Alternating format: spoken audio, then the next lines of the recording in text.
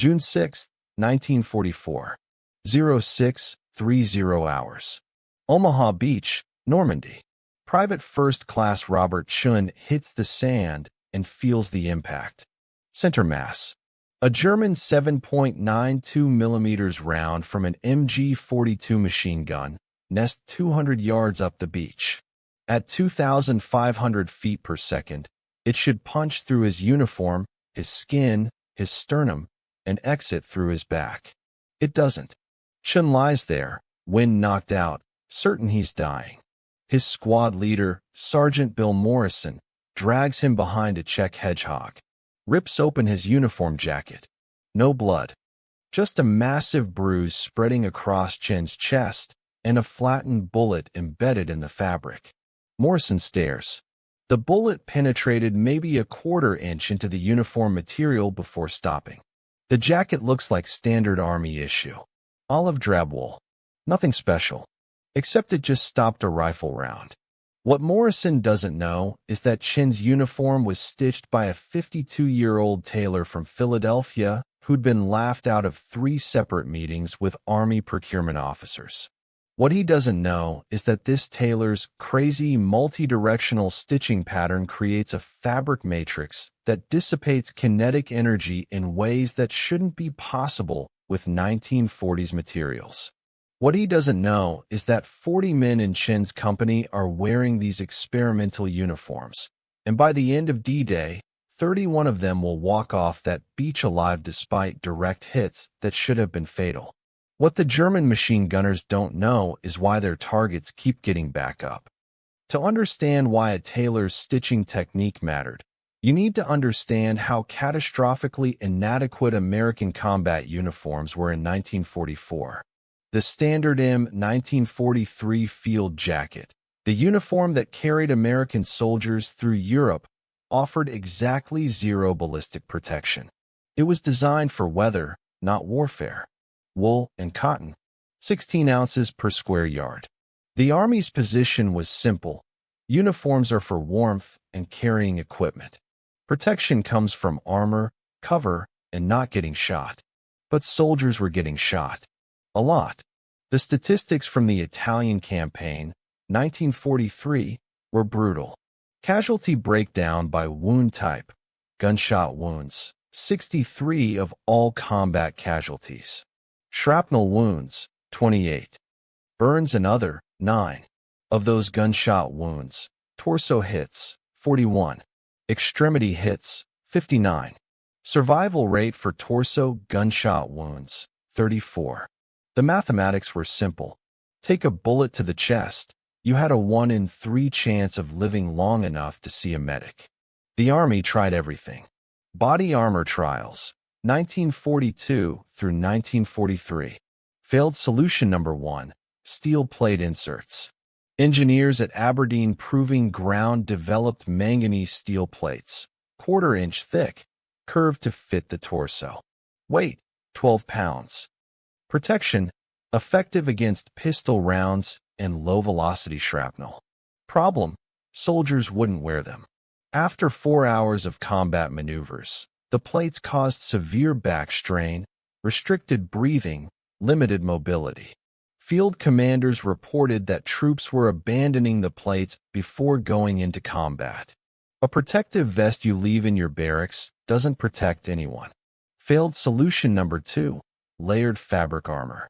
Researchers at the Army Quartermaster Corps tested multiple layers of densely woven canvas, treated with various resins and hardeners. Thickness, 1 inch, 40 layers of treated canvas. Weight, 8 pounds. Protection, stopped .45 caliber pistol rounds at 25 feet. Problem, didn't stop rifle rounds. The standard German Mauser 98K fired a 7.92 millimeters round at 2,800 feet per second. At combat ranges, it punched through the layered fabric like tissue paper. Testing showed the canvas layers actually created secondary projectiles, fabric fragments that caused additional wounds. Failed solution number 3, Kevlar, sort of. DuPont chemists had developed a polymer fiber called Fiber K, predecessor to modern Kevlar. Tensile strength, 200,000 psi. Potential ballistic resistance, high. Problems, manufacturing process required high-temperature industrial facilities. Cost, 89 per square yard versus 2.30 for standard wool. Production capacity, 40 square yards per day versus 50,000 yards needed per week for Army contracts. Timeline for mass production, 18 to 24 months minimum. Translation, great technology, impossible logistics. Failed solution number 4, ceramic plate inserts. Army Materials Lab developed boron carbide ceramic plates. Weight, 5 pounds per plate. Protection, stopped rifle rounds reliably. Problem, they shattered after 1 or 2 impacts, and the shattered ceramic created razor-sharp fragments inside the uniform that caused severe lacerations. Soldiers called them suicide plates. After 3 separate incidents where shattered ceramic severed arteries, the program was canceled. The expert consensus came from Colonel Harold Ridgway, Chief of Infantry Equipment Section, in a February 1944 memorandum to General Omar Bradley. Current ballistic protection research has not yielded any practical solution suitable for general infantry issue. Steel plates are too heavy. Advanced fabrics are unavailable. Ceramic solutions are unreliable. Until materials science advances significantly, we must accept that uniform ballistic protection remains unfeasible. Estimated timeline for viable solution. Post-war development, 1946 to 1948 at earliest. Translation, soldiers will keep dying from torso gunshots because we can't figure this out. The stakes couldn't be higher. D-Day was scheduled for early June 1944. Intelligence estimated casualties for the Normandy invasion. First 48 hours, 15,000 to 25,000 casualties expected. Of those, approximately 8,000 would be gunshot wounds. Using Italian campaign survival rates, 5,300 American soldiers would die from gunshot wounds in the first 2 days alone. If there was a way to improve survival rates by even 10, that was 530 lives. 530 families who'd get their sons back. 530 soldiers who'd live to see peace. At Army procurement facilities in Philadelphia, engineers tested next-generation fabrics. At MIT, physicists modeled ballistic impacts. At Fort Benning, officers revised combat doctrine.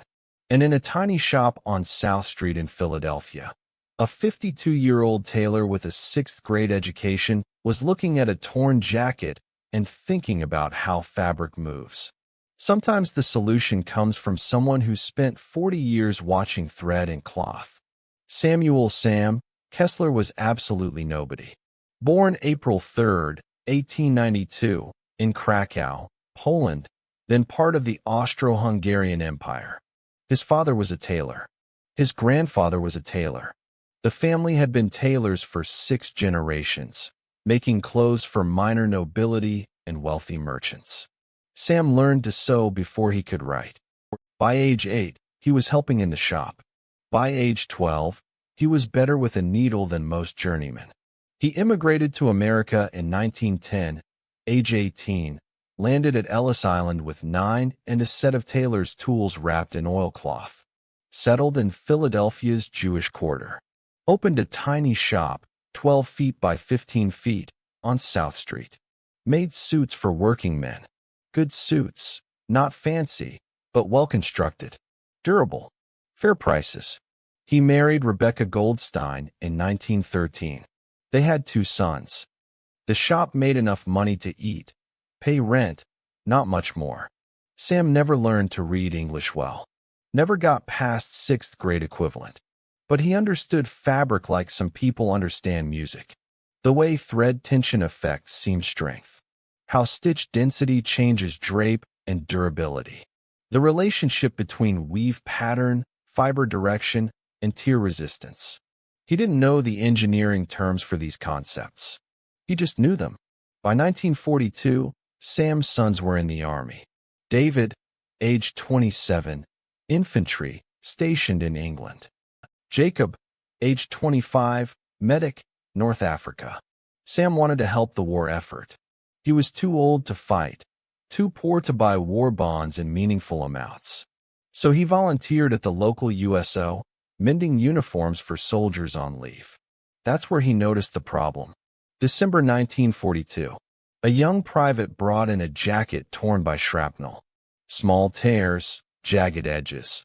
But the entire structural integrity of the jacket was compromised. The tears had propagated along the seam lines, following the thread pattern, unraveling like a pulled string on a sweater. Sam studied it. The Army jacket was constructed with standard parallel stitching. Straight lines, neat and efficient. Factory optimized for speed. One stitch every quarter inch, running parallel to the seam edge. It was how every manufacturer stitched everything. It was standard practice. But Sam thought about his grandfather's technique for making work clothes for miners and steelworkers back in Krakow. Those men needed clothes that could take punishment. Grandfather Kessler didn't use straight parallel stitches. He used something called cross-directional stitching. Each stitch ran at a different angle from the previous one, creating a web pattern rather than parallel lines. The principle was simple. When you pull a thread, it follows the path of least resistance. In parallel stitching, that path runs the entire length of the seam. One tear becomes a full separation. But in cross-directional stitching, there is no continuous path. Every thread runs into perpendicular threads. A tear stops at the first intersection. Sam looked at the torn Army jacket. What if this technique could do more than prevent tears? What if it could stop bullets? It was a crazy idea. Sam knew it was crazy. He was a tailor, not a ballistics expert. But he'd been stitching fabric for 44 years. He understood how materials behave under stress. And he had an idea. January 15, 1943. Sam's shop, South Street, Philadelphia. 2,200 hours. Sam sits at his workbench, surrounded by scraps of Army surplus wool. He's been testing his theory for 3 weeks now. Taking standard uniform fabric, stitching it with different patterns, testing how the stitching affects the fabric's properties. His wife, Rebecca, brings him tea. Sam, it's 10 o'clock. Come to bed. Not yet. I need to figure this out. Figure what out? You've been sewing the same piece of cloth for an hour. He shows her the fabric. Standard Army wool, 16 ounces per square yard. But instead of conventional parallel stitching, he's created a complex pattern. Each stitch crosses the previous at 30 to 45 degree angles. The thread density is 3 times standard. The pattern looks like a spider web, threads running in multiple directions, intersecting, creating a matrix. Sam takes a heavy leather punch, the kind used to puncture thick hide. He slams it into the standard factory-stitched fabric. It punches through easily. Then he tries the cross-stitched fabric. The punch penetrates maybe 1/8 of an inch before stopping. The fabric around the impact point has compressed, but not torn. The web of threads has caught the punch, distributed the force across multiple intersection points. Rebecca stares. How does that work? Sam doesn't know the physics terms. He doesn't know about energy dissipation or force vector distribution. But he knows what he's seeing. The threads, they catch each other. Like a net. When you push on one spot, all the threads pull back together. It's a crude explanation, but fundamentally accurate. Modern ballistic fabric analysis would later explain what Sam had discovered empirically. When a projectile impacts a multi-directional thread matrix, the kinetic energy distributes across the entire network rather than following a single thread line. The intersecting threads create anchor points that prevent individual thread failure. The fabric acts less like cloth and more like a flexible web, catching and slowing the projectile through distributed resistance. But in January 1943, Sam just knows he's onto something. He spends the next 2 months testing. He stitches dozens of fabric samples, varying the angle patterns, the thread density, the intersection spacing. He tests them against everything he can think of: sharp objects, blunt force, tearing motions. The cross-directional pattern consistently outperforms standard stitching. By March, he's developed what he calls his best pattern. Stitches at alternating 30, 45, and 60-degree angles, triple the standard thread density, intersection points every quarter-inch, creating a hexagonal web pattern. It takes 3 times longer to stitch than standard factory methods. The thread cost is 2.7 times higher, but the fabric is remarkably resistant to puncture and tear. Sam writes a letter to the Army Quartermaster Corps, Philadelphia Depot. He's not good with English writing, so Rebecca helps him. The letter explains, in simple terms, that he has developed a stitching pattern that makes uniform fabric more resistant to damage. He offers to demonstrate at their convenience. 3 weeks later, he receives a form letter. Thank you for your interest in contributing to the war effort. The Army Quartermaster Corps reviews all submitted ideas. If your proposal meets current needs, we will contact you. Please do not submit further correspondence unless specifically requested. Translation: don't call us. We won't call you. Sam is disappointed, but not surprised. He's a tailor from South Street. Who's going to listen to him? What Sam doesn't know is that his letter actually did reach someone's desk. Lieutenant Harold Chun, Assistant Procurement Officer, Philadelphia Depot. Chun files the letter under Civilian Proposals, Impractical, and forgets about it. But 2 months later, May 1943, Lieutenant Chun's brother Robert enlists. Robert Chun, age 19, ships out to England for infantry training. And Harold Chun starts thinking differently about proposals that might save soldiers' lives. June 28, 1943. Army Quartermaster Depot, Philadelphia. Captain William Harrison sits behind a gray metal desk, looking skeptically at the small Jewish tailor standing in his office. Lieutenant Chun had convinced his superior to grant Sam a meeting. Sam has brought samples: 3 fabric squares, each 1 foot by 1 foot. 2 are standard Army jacket fabric with factory stitching. 1 is his cross-directional pattern. Mr. Kessler, Captain Harrison begins, we appreciate civilian enthusiasm, but uniform manufacturing is a complex engineering process. We have textile engineers with advanced degrees who've spent years optimizing these specifications. I understand, sir, but maybe you could just look at my samples? Harrison sighs. He has 40 other things to do today. But the old man came all this way. Show me. Sam lays out the samples. He explains his stitching pattern, tracing the thread directions with his finger. Harrison listens with barely concealed impatience. Mr. Kessler, this is interesting, but impractical. Your stitching would triple production time. We're manufacturing 200,000 uniforms per week. Your method would reduce that to 65,000. We'd fall catastrophically behind schedule. Sir, but what if the uniforms protect better? Protect better? They're uniforms, not armor. That's not their function. Sam reaches into his bag, pulls out a hammer and a large nail.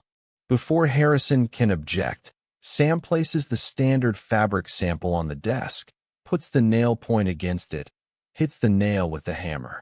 The nail punches straight through, gouges the wooden desk underneath. Then Sam places his cross-stitch sample on the desk. Same nail, same hammer, same force. The nail penetrates maybe a quarter-inch into the fabric before stopping. The fabric dimples around the impact point but doesn't puncture through. Harrison stares. Do that again. Sam does. Same result. The cross-stitched fabric catches the nail. Harrison picks up the sample, examines it closely. This is standard Army wool. Yes, sir. Same material, just different stitching. How much force can it stop? I don't know, sir. I'm just a tailor. But maybe someone should test it? Harrison looks at the fabric, then at Sam, then at Lieutenant Chun standing quietly by the door. Lieutenant, take these samples to the ballistics testing lab at Frankfurt Arsenal. I want proper analysis. 2 weeks later, Sam receives a telegram. Report to Frankfurt Arsenal, July 15th, 0900 hours. Ballistics testing evaluation. July 15th, 1943. Frankfurt Arsenal, Philadelphia. The testing facility is loud, industrial, intimidating. Sam stands with Captain Harrison, Lieutenant Chun, and 3 engineers in white coats. Before them, the testing range. Fabric samples mounted on ballistic gelatin blocks that simulate human tissue. Dr. Theodore Marsh, Chief Ballistics Engineer, briefs the group. We've prepared samples of standard Army uniform fabric and Mr. Kessler's modified stitching pattern.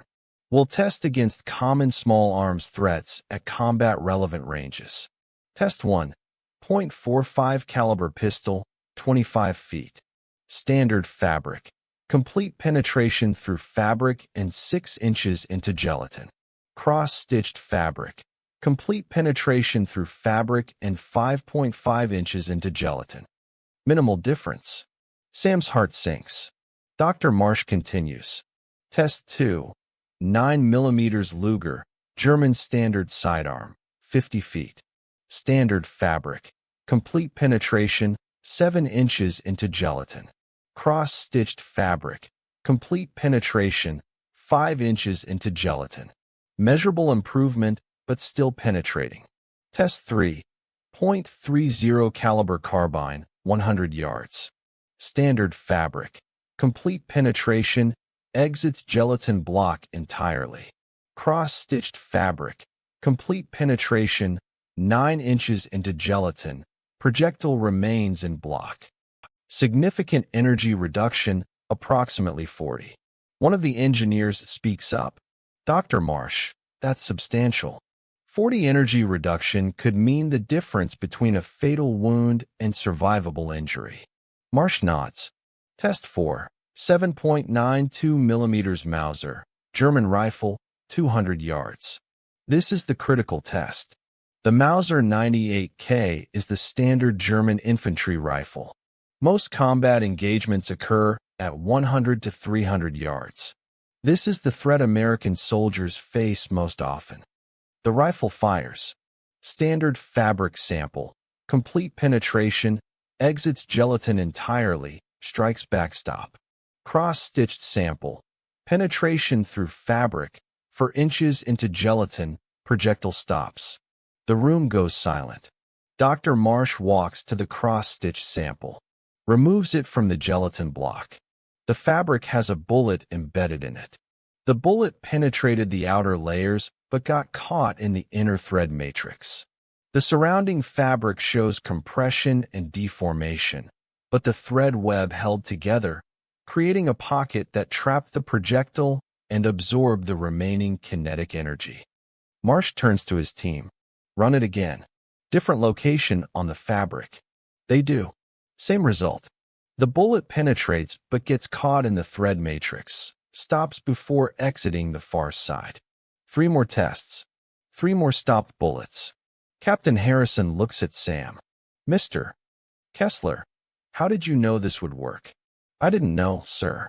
I just thought maybe the threads would catch the bullet, like a net catches fish. Marsh examines the fabric under magnification. The thread pattern creates a deformable matrix. Upon impact, the threads compress and redistribute force laterally rather than allowing direct penetration. The intersecting threads act as anchor points preventing thread separation. It's essentially a soft armor system using conventional materials. He looks up. This is extraordinary. You've created ballistic resistance using wool and thread. One of the engineers interjects. But Dr. Marsh, the manufacturing complexity. We can't possibly produce this at scale. Another engineer counters. At what cost? If this stitching pattern saves lives, isn't it worth production delays? Harrison cuts in. Gentlemen, that's not our decision. We need to brief the Pentagon. What nobody in that room knows yet is that Sam's stitching pattern will be classified secret within 3 weeks, that a crash program will be initiated to train factory workers on the technique, that a limited production run will equip 800 soldiers for D-Day, and that the statistical results from those 800 men will force the Army to reevaluate everything they thought they knew about uniform design. August 12, 1943. Pentagon, Washington, D.C. The conference room is packed. Present, Major General Edmund Gregory, Quartermaster General. Brigadier General Leslie McNair, Army Ground Forces. Colonel Ridgway, Infantry Equipment. 6 engineers from Aberdeen Proving Ground. For procurement officers. 2 textile manufacturers. And sitting uncomfortably at the far end of the table, Sam Kessler, Tailor. Dr. Marsh presents the testing data. Bullet impact velocities, penetration depths, energy dissipation calculations, high-speed photography showing thread matrix behavior during impact. The data is compelling. Against rifle fire at 200+ yards, the cross-stitched fabric reduces penetration by 65 to 80. Against shrapnel and pistol rounds, reduction approaches 90. General Gregory listens, then asks the critical question. Manufacturing feasibility? Samuel Rothstein, owner of Apex Garment Manufacturing, responds. General, standard uniform jacket, we can produce one every 18 minutes. Mr. Kessler's method, 52 minutes per jacket. Our current production rate is 8,500 jackets per day across all our facilities. With this method, 2,900 jackets per day. That's a 66% reduction in output. We have 3 million men in uniform, Gregory says. We need 400,000 new jackets per month just for replacements and new recruits. At your reduced rate, we'd need 18 months to fulfill 3 months of demand. Rothstein nods. It's not feasible for general issue, sir. Colonel Ridgway speaks up. What if we didn't use it for general issue? What if we produced limited quantities for high-risk units? Frontline infantry companies. Assault troops. D-Day is coming. We know casualties will be catastrophic. What if we could equip even a small percentage of those men with improved protection? How small a percentage? Gregory asks. Rothstein does math on paper. If we dedicate 2 factories exclusively to this, running 24-hour shifts, we could produce 1,200 jackets per day. By June 1944, that's 300,000 jackets. Enough for roughly 30 divisions, first-wave assault troops only. General McNair leans forward. Let me be clear. We're discussing deliberately creating 2 classes of soldiers. Men with protective uniforms and men without. The men without will know they're being sent into combat with inferior equipment. That will destroy morale. Ridgway counters. Sir, we already do this. We give paratroopers better boots. Rangers get specialized weapons. Tank crews get different uniforms than infantry. Soldiers understand that different roles require different equipment. McNair doesn't look convinced, but he's not rejecting it outright. Gregory turns to Sam. Mr. Kessler, I need to understand something. You're not a scientist. You're not an engineer. How did you develop this? Sam shifts uncomfortably. Sir, I make clothes for 50 years. I watch how fabric tears, how stitches hold, how thread works. My grandfather, he teaches me to stitch strong for workers who need clothes that last. I just use that old way on Army fabric. You're telling me that 6 generations of European tailors developed a technique that our entire defense industrial complex missed? General, with respect, Gregory looks at Dr. Marsh. Your assessment? Marsh chooses words carefully. Sir, sometimes practical experience yields insights that theoretical analysis overlooks.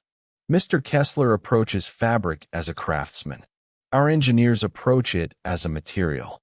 Different perspectives reveal different possibilities. Gregory sits back. Gentlemen, I'm going to make a decision that will probably get me fired if it fails. We're going to do a limited production run. 800 jackets. We'll issue them to one regiment of the 29th Infantry Division, scheduled for D-Day assault. We'll track casualty rates compared to control units. If the data supports it, we scale production. If not, we've wasted 3 months of manufacturing capacity. He looks at Sam. Mr. Kessler, can you train factory workers on your technique? Yes, sir.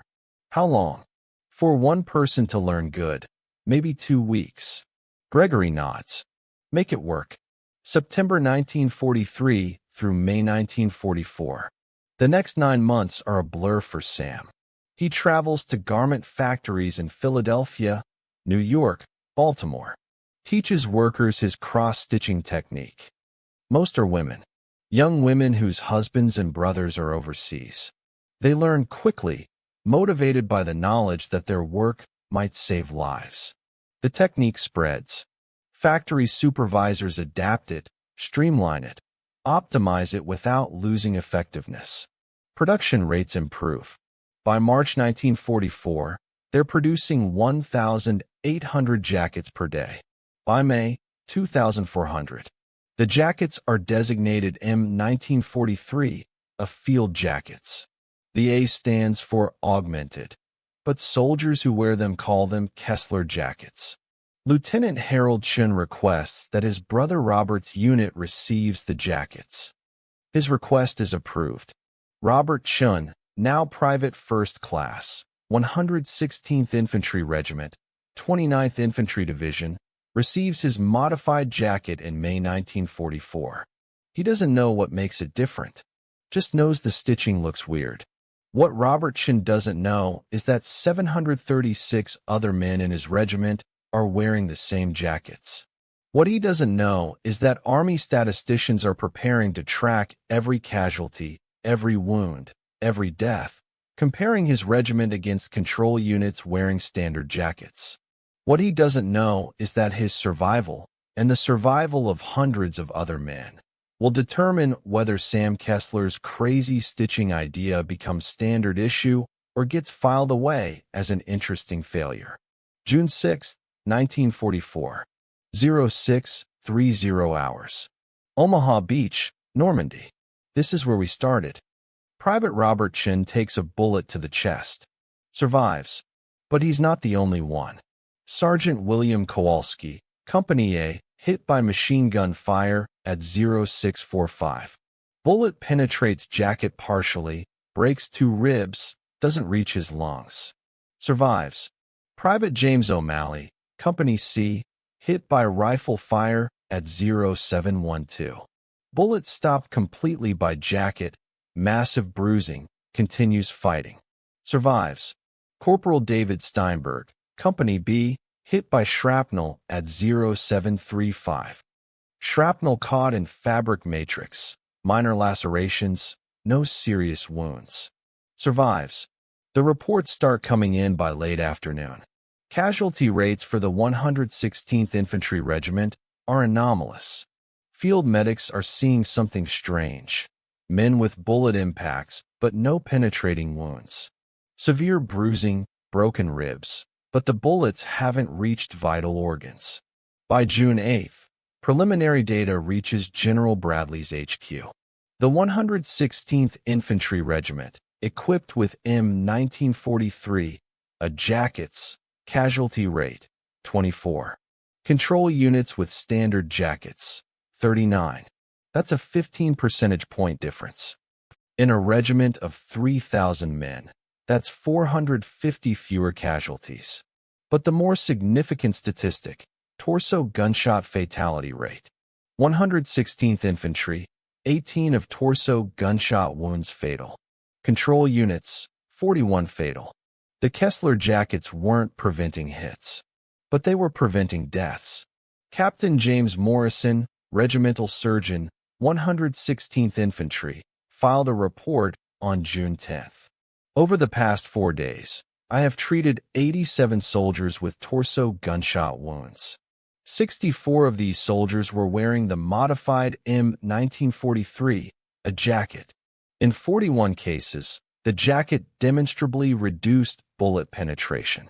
Bullets were found embedded in fabric layers, having failed to penetrate through to the body.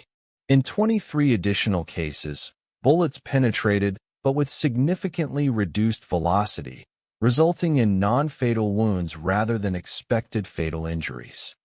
It is my professional opinion that these modified jackets saved a minimum of 30 lives and prevented serious injury in dozens more cases. The data was compelling, but one report wasn't enough. The Army needed more proof. Over the next 6 months, additional units received Kessler jackets. Field testing continued. By December 1944, the data was overwhelming. Statistical analysis, June through December 1944. Total soldiers equipped with M1943 jackets, 12,400. Total soldiers in control groups, standard jackets, 38,000. Combat engagements, Western Europe, June through December 1944. Casualty rates, all causes, M1943 jackets, 22. Standard jackets, 34. Torso gunshot wounds, all severities, M1943 8.2 of unit strength. Standard, 14.1 of unit strength. Fatal torso gunshot wounds, M1943 1.8 of unit strength. Standard, 5.9 of unit strength. Lives saved, conservative estimate. Approximately 1,620 soldiers survived gunshot wounds that would have been fatal with standard uniforms. On December 15, 1944, General Dwight Eisenhower authorized full-scale production of the M1943, a jacket for all combat infantry units in the European theater. By March 1945, production had ramped to 45,000 jackets per week. By VE Day, May 8, 1945, over 400,000 soldiers were wearing Kessler-stitched uniforms. The enemy noticed. From interrogation records, Oberstfreiter Klaus Weber, 352nd Infantry Division, captured July 1944. We were told the Americans had developed some kind of armor, but we didn't believe it. They looked like regular soldiers. But we saw men take hits and keep fighting. We aimed for the head, the limbs, because torso shots weren't dropping them anymore. It made them much harder to kill. From the diary of Hauptmann Friedrich Koch, 12th SS Panzer Division, September 1944. American infantry casualties are not as high as expected. Intelligence suggests improved medical treatment, but frontline reports indicate their uniforms provide ballistic resistance. We are losing the tactical advantage in firefights. The technical analysis came later. Post-war studies by Army Materials Research examined the Kessler stitch pattern in detail. The official designation became the multi-directional cross-weave stitch pattern, M1943 standard. But the principle was Sam's. Threads crossing at varying angles, creating a flexible matrix that catches and distributes impact force. Modern ballistic fabric, Kevlar body armor, advanced trauma plates, all use sophisticated materials. But the underlying principle of multi-directional fiber orientation traces back to Sam Kessler's observation about how his grandfather stitched work clothes. Materials scientist Dr. Raymond Chun, no relation to Robert Chun, published a paper in 1987 titled Historical Development of Soft Body Armor. The paper includes a section on World War II fabric improvements. He writes, the Kessler stitch pattern represented a fundamental insight, practical craftsmanship revealing principles that material science would later formalize. Modern ballistic fabrics use aramid fibers arranged in cross-ply laminates, essentially a high-tech version of Kessler's intersecting thread matrix. The conceptual foundation for flexible body armor was established not in research laboratories, but in a small tailor shop in Philadelphia by a man with a sixth-grade education. But Sam Kessler never wanted recognition. After the war, the Army offered him multiple honors. The Legion of Merit for civilian contribution to the war effort. He declined. They offered to name the stitch pattern officially after him. He said no. They wanted him to tour factories, be photographed for recruiting materials. He refused. Sam returned to his shop on South Street. He made suits for working men. His sons came home. David, the infantryman, wore a Kessler jacket at the Battle of the Bulge. Took 3 bullets to the torso. Survived all 3 impacts. Came home with scars and stories. Jacob, the medic, treated hundreds of men wearing the jackets. Saw firsthand how they saved lives. The shop stayed open until 1968, when Sam was 76 years old. He retired, lived quietly with Rebecca. They had 8 grandchildren. Sam taught 3 of them to sew. None of them became tailors. They became doctors, lawyers, teachers. They had opportunities Sam never did. In 1972, a young reporter from the Philadelphia Inquirer, researching a story on World War II manufacturing, found Sam's name in Army records. Tracked him down to his small house in West Philadelphia. Knocked on the door. "Mr. Kessler, I'm doing a story about the M1943, a jacket. I understand you developed the stitching technique." Sam, age 80, shook his head. "I just sewed jackets. The Army did the important work." "Sir, Army records say your technique saved over 1,600 lives. That's more than most combat heroes." "I'm not a hero. I'm a tailor. Heroes are the boys who went over there and fought. I just made clothes." "Did you know that modern body armor uses principles based on your work?" Sam looked confused. "Body armor? Like in the movies?" "Bulletproof vests. They use cross-directional fiber patterns. Same concept you developed." "I don't know about that. I just know how to stitch strong. That's all." The reporter tried for an hour. Sam wouldn't claim credit. Wouldn't accept that his contribution mattered. Finally, Rebecca intervened. "Young man, my husband is very stubborn. He doesn't think what he did was special. But I'll tell you something. Every time we get a letter from a soldier or a mother or a wife saying thank you, he reads it 100 times. He keeps them in a box in the closet. There are 480 letters in that box. So maybe he doesn't think he's a hero. But 480 families think differently."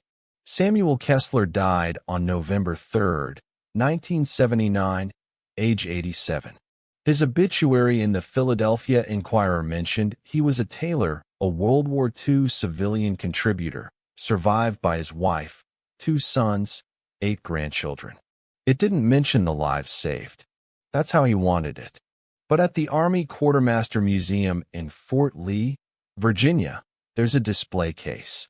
Inside, AM 1943, a field jacket, olive drab, worn and faded. Next to it, a plaque, the Kessler jacket. This modified M1943 field jacket features a multi-directional cross-stitch pattern developed by Samuel Kessler, Philadelphia tailor, 1943. The stitching pattern provided ballistic resistance that saved an estimated 1,600 lives during World War II. Modern soft body armor uses principles derived from Kessler's innovation. He received the Legion of Merit but declined public recognition. When asked about his contribution, he said, "I just wanted the boys to come home." Below the plaque, a photograph.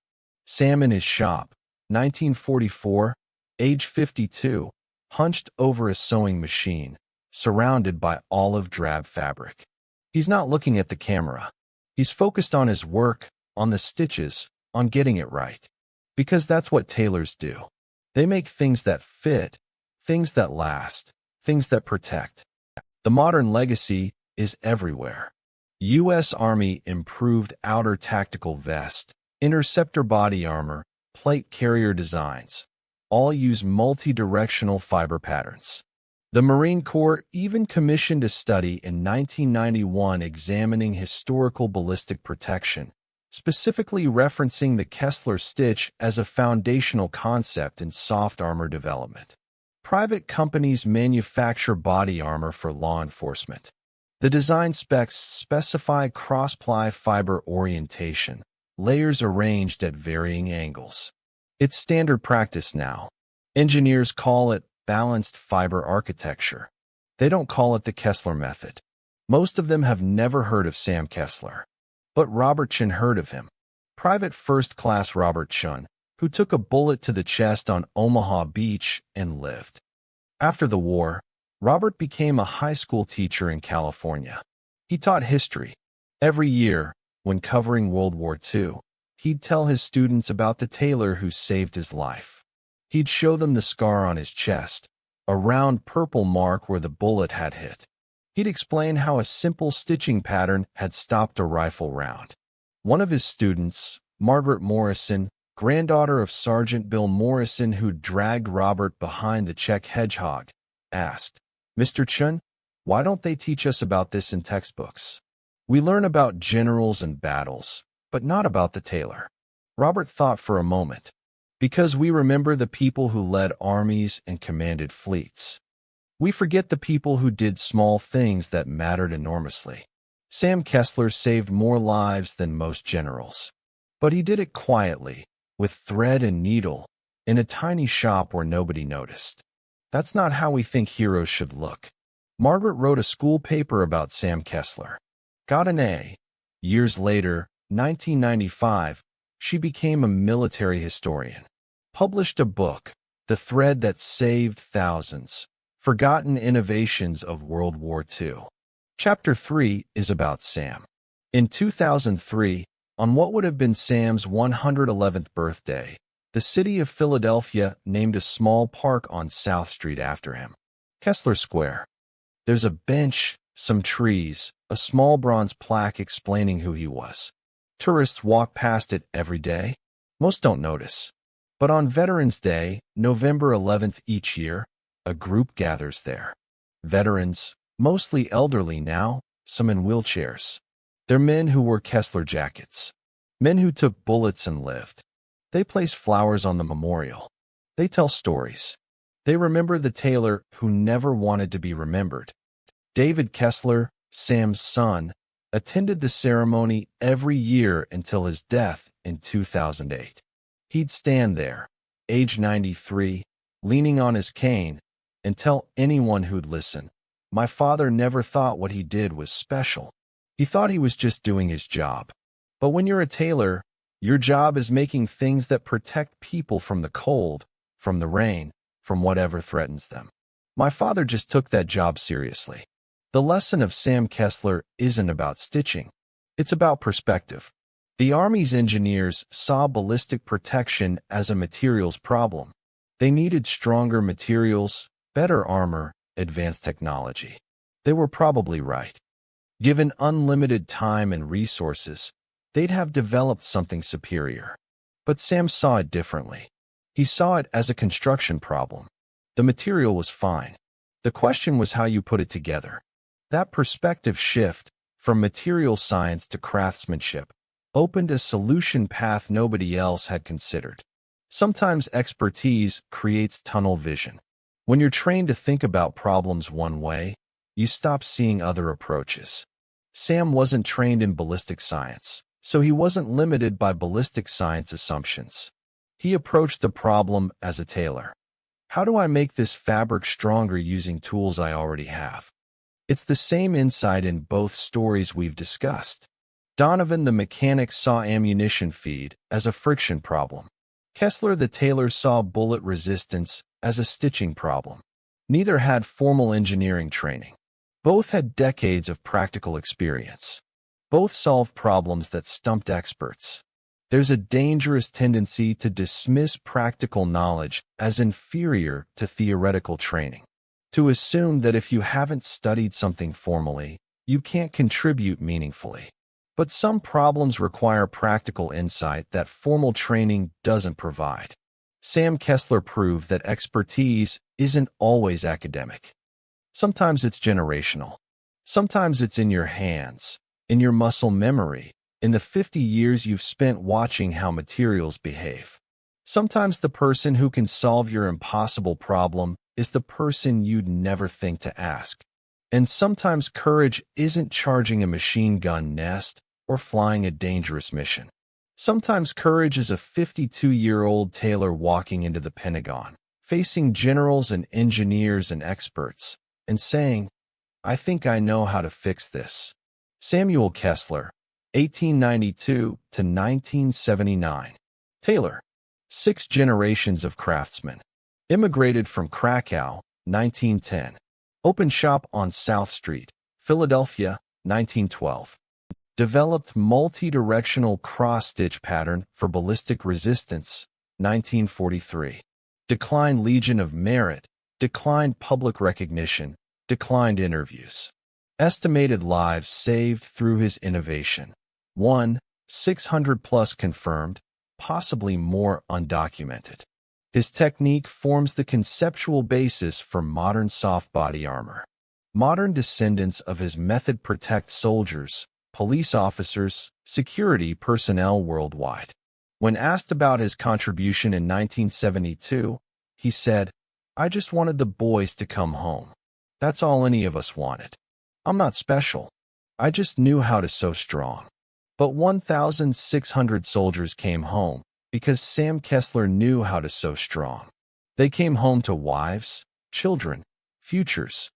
They came home because a tailor from South Street understood that protection doesn't always require exotic materials. Sometimes it just requires doing ordinary things extraordinarily well. Sometimes genius isn't revolutionary technology. Sometimes it's ancient craftsmanship applied to modern problems. Sometimes the solution to your impossible challenge is sitting in a tiny shop on a side street, waiting for someone to ask the right question. And sometimes the most important innovations come from the people who never set out to innovate at all. They just saw a problem, thought about it practically, and tried something that might help. That's not how we think innovation works. We imagine breakthroughs in laboratories, brilliant scientists having eureka moments. But real innovation often looks like Sam Kessler, an old man at a sewing machine, doing what he's always done, just doing it a little differently because maybe, just maybe, it'll help the boys come home.